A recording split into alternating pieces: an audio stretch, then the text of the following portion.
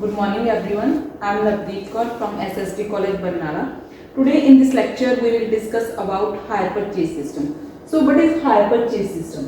Hire purchase system refers to the system wherein the seller of the goods deliver the goods to the buyer and the payment for goods will be made by buyer in installment. Means to say hire purchase system ਦੇ ਵਿੱਚ two parties ਹੈ involved ਹੁੰਦੀਆਂ, hire vendor और hire purchaser.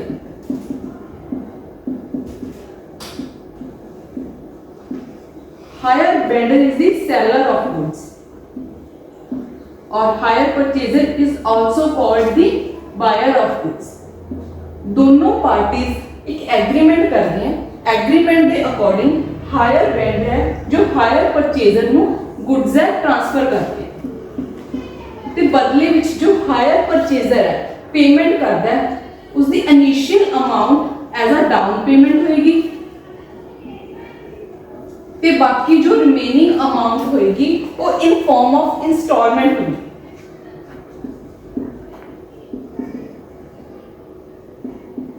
Installments monthly भी हो सकती हैं, quarterly भी हो सकती हैं, हाफ ईयरली भी हो सकती हैं, ईयरली भी हो सकती हैं, मींस एज पर एग्रीमेंट। यह एक इंपॉर्टेंट पॉइंट है ऑनरशिप। हायर परचेज सिस्टम ਦੇ ਵਿੱਚ जब गुड्स ट्रांसफर ਹੁੰਦੀਆਂ ਨੇ ਹਾਇਰ ਪਰਚੇਜ਼ਰ ਕੋਲ ਜਾਂਦੀਆਂ ਨੇ ਤਾਂ ਓਨਰਸ਼ਿਪ ਹੈ ਜੋ ਸੈਲਰ ਕੋਲ ਹੀ ਰਹਿੰਦੀ ਹੈ, means remains with seller.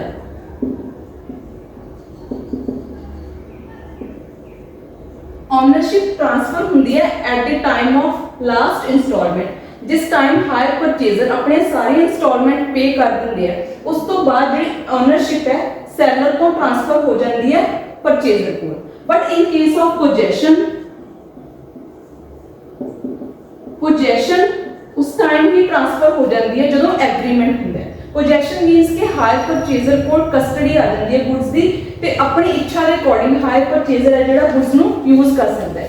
But एक इंपॉर्टेंट पॉइंट ये है कि अगर बायर है जो परचेजर है जो इंस्टॉलमेंट नहीं पे कर पाता, मीनस कोई इंस्टॉलमेंट पे करने में फेल हो जाता है तो सैलर को राइट होता है कि वो गुड्स नू रीपोजेशन मीनस दोबारा अपनी कस्टडी दे विच वो ले सकता है।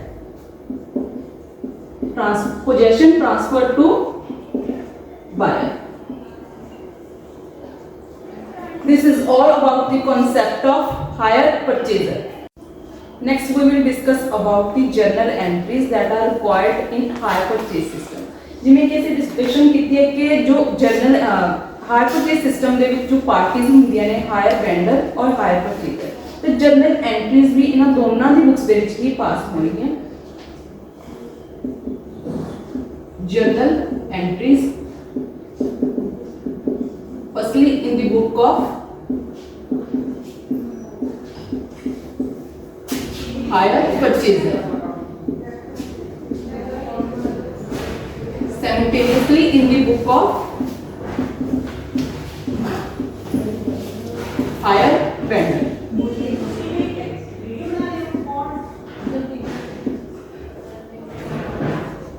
Before discussing the journal entries, we will discuss about the traditional or modern rule of accounting. As per traditional rule of accounting, traditional rule of accounting, in case of real account the rule is debit what comes in,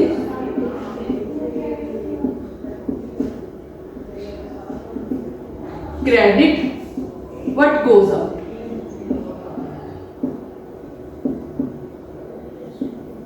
और in case of personal account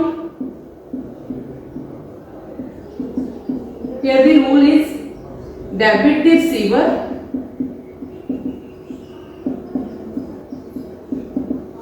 और credit the giver।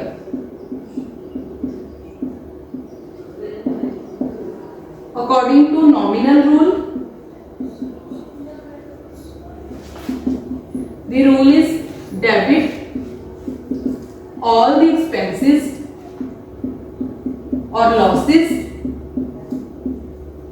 credit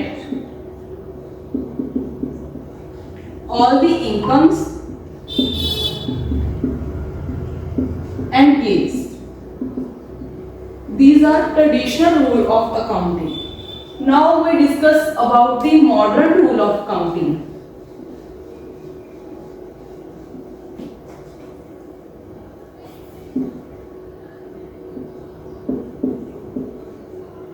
modern rule ਦੇ ਵਿੱਚ ਕਿਹਾ ਜਾਂਦਾ ਹੈ ਕਿ ਅਗਰ assets increase ਹੁੰਦੇ ਆ ਤਾਂ ਡੈਬਿਟ ਕਰਦੇ ਆ, अगर एसेट्स डिक्रीज होंगी है तो क्रेडिट करते हैं। और इन केस ऑफ लायबिलिटीज, अगर लायबिलिटीज डिक्रीज होंगी है तो डेबिट किया जाता है, अगर लायबिलिटीज इंक्रीज होंगी है तो क्रेडिट किया जाता है। सो नैक्सट असीं इन्हां अकाउंटिंग रूल्स के अकॉर्डिंग जर्नल एंट्रीज पास करांगे। एक एग्जांपल नाल इसकी डिस्कशन करते हैं। सपोज एसेट परचेज की है बायर ने, purchase of asset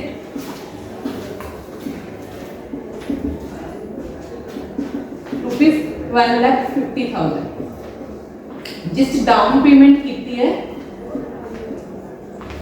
down payment हुई है at the time of agreement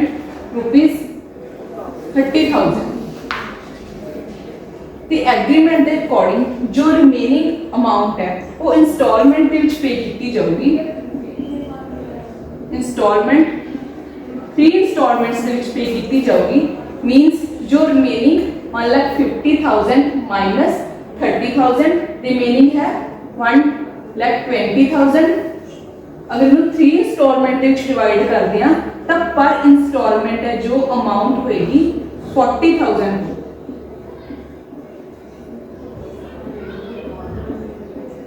means first instalment, second instalment और थर्ड इंस्टॉलमेंट 40,000 ईच। और इससे इंटरेस्ट जो पे किया जाएगा एट द रेट ऑफ 10%।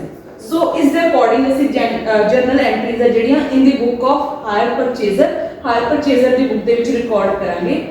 सो देखो सब तो पहला एग्रीमेंट ਹੁੰਦਾ है। एग्रीमेंट ਦੇ ਵਿੱਚ बायर है जो एसेट परचेज करता है। सो पहली एंट्री होगी एट द टाइम ऑफ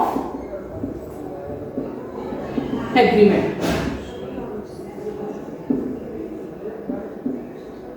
देखो जो एग्रीमेंट होया बायर ने एसेट परचेज की है तो एसेट इंक्रीज हो रही है। एज पर मॉडर्न रूल अगर एसेट इंक्रीज होती है तो असीं इसनूं की करते हैं डेबिट। सो इत्थे एसेट का अकाउंट की हो जाएगा डेबिट। सैमल्टेनियसली जो एसेट खरीदी है तो बायर है जो पेमेंट करूगा वेंडर नूं। जो पेमेंट करनी है वेंडर नूं तो इत्थे अपनी लायबिलिटी जिहड़ी की है वेंडर दे अगेंस्ट इंक्रीज हो रही है। तो अकॉर्डिंग टू रूल अगर लायबिलिटी इंक्रीज होंदी है तो आपां जे लायबिलिटी का अकाउंट की करते हैं क्रेडिट। अगर लायबिलिटी इंक्रीज हो रही है तो लायबिलिटी होएगी क्रेडिट। इत्थे हायर वेंडर नूं पे करनी है, हायर वेंडर के अगेंस्ट अपनी लायबिलिटी इंक्रीज हो रही है तो हायर वेंडर अपना क्रेडिट हो गया। तो एसेट की अमाउंट कितनी सी 1,50,000। सो फर्स्ट एंट्री अपनी है asset account debit to hire vendor account. So next है एग्रीमेंट तो बाद अपन जो डाउन पेमेंट की है, डाउन पेमेंट ₹30,000। जो डाउन पेमेंट आप करते हैं तो इट मीनस कि आप हायर वेंडर नूं 30,000 जो पे करना है। हुण हायर वेंडर नूं आप 30,000 पे कर रहे हैं तो इत्थे अपनी लायबिलिटी 30,000 रुपया पे करके डिक्रीज हो जूगी। तो जो लायबिलिटी डिक्रीज होंदी है तो liability decrease as per rule आप डेबिट करते हैं। सो इत्थे हायर वेंडर का अकाउंट की हो जाएगा डेबिट। पे करते हैं इन फॉर्म ऑफ कैश और बैंक। तो अपनी लायबिलिटी डिक्रीज हुई इन फॉर्म ऑफ डाउन पेमेंट 30,000 की जो एंट्री है इतने अपनी सेकंड एंट्री होगी। क्लियर? नेक्स्ट फर्स्ट और सेकंड एंट्री मींस एग्रीमेंट और डाउन पेमेंट की एंट्री बुक्स दे विच सिर्फ एक बार होंदी है क्योंकि इको बार एग्रीमेंट होंदा है ते एक टाइम ही डाउन पेमेंट होंदी है। नैक्सट जो आप एंट्रीज पास करांगे वो इंस्टॉलमेंट दियां होणगियां। इंस्टॉलमेंट दियां जो एंट्रीज ने वो जिन्नियां इंस्टॉलमेंट होणगियां उन्नी वारी ही रिपीट होनी है। जिवें अपने इंस्टॉलमेंट इस 3 इंस्टॉलमेंट पे किया तो इट मीनस जो इंटरस्ट और इंस्टॉलमेंट की अमाउंट होगी उन्होंने एंट्रियां जो आप पास करांगे वो 3 टाइम रिपीट होनी है। फर्स्टली जो आप फर्स्ट ईयर इंस्टॉलमेंट पे करते हैं तो इतने अपना इंटरस्ट ड्यू होंगे, क्योंकि इंटरस्ट विच असीं जो प्रिंसीपल अमाउंट है सॉरी इंस्टॉलमेंट विच जो प्रिंसीपल अमाउंट है और जो इंटरस्ट है दोनों पे करते हैं। तो फर्स्ट ईयर की इंस्टॉलमेंट नाल अपना इंटरस्ट ड्यू हो रहा है तो फर्स्ट इतने एंट्री आएगी इंस्टॉलमेंट इंटरस्ट ड्यू की। तो इंटरस्ट अपना एक्सपेंसिस है एज पर नॉमिनल रूल। अगर अपने जिहड़े भी एक्सपेंसिस हुंदे आ वो डेबिट हुंदे आ तो इंटरस्ट इत्थे की होएगा interest account debit, interest account debit. ते ਆਪਾਂ पे किहनूं कर रहे हैं लायबिलिटी किहदे लिए इंक्रीज हो रही है hire vendor to hire vendor. हुण अपनी जो रिमेनिंग अमाउंट 1,20,000 सी तो इत्थे इंटरस्ट 10% मींस 12,000 का अपना की है इंटरस्ट होएगा। सो इस एंट्री इंटरस्ट ड्यू दी। सेकंड फिर इंटरस्ट तो बाद असीं जो फर्स्ट ईयर इंस्टॉलमेंट पे करते हैं तो इंस्टॉलमेंट की जो एंट्री होगी when instalment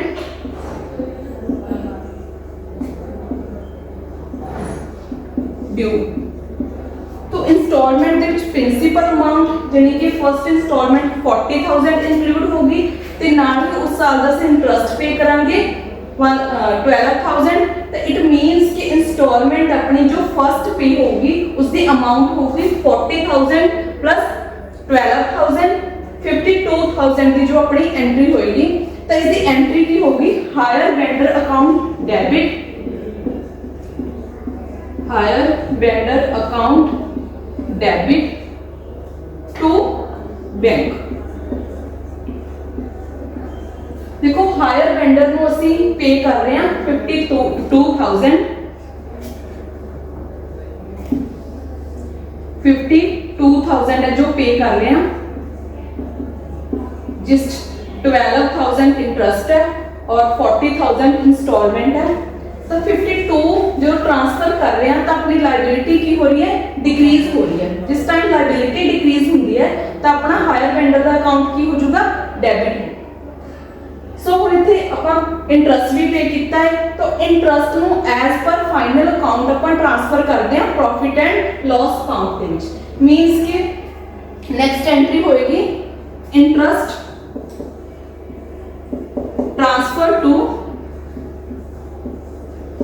profit and loss account. Interest profit and loss account दे विच ट्रांसफर करांगे तो इसकी एंट्री होएगी profit and loss account debit to interest. Interest 12,000 का सी तो 12,000 की एंट्री है जिहड़ी वो ट्रांसफर होगी profit and loss account which.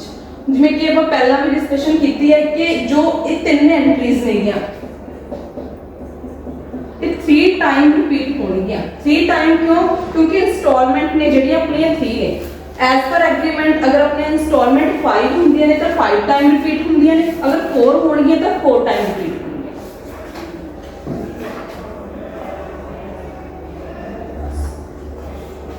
इस दे विच एक होर केस है डेप्रीशिएशन का। अगर एसेट ते डेप्रीशिएशन भी आउंदी है तो डेप्रीशिएशन है जिहड़ी वो कैश प्राइस ते जिहड़ी कैलकुलेट करांगे। इन केस ऑफ डेप्रीशिएशन अगर क्वेश्चन दे विच डेप्रीशिएशन दित्ती है तो कैश प्राइस ते वो कैलकुलेट होगी ते उसकी एंट्री होएगी, क्योंकि डेप्रीशिएशन अपना खर्चा है as per nominal account. Depreciation की होगी डेबिट होगी अकाउंट डेबिट टू बैंक।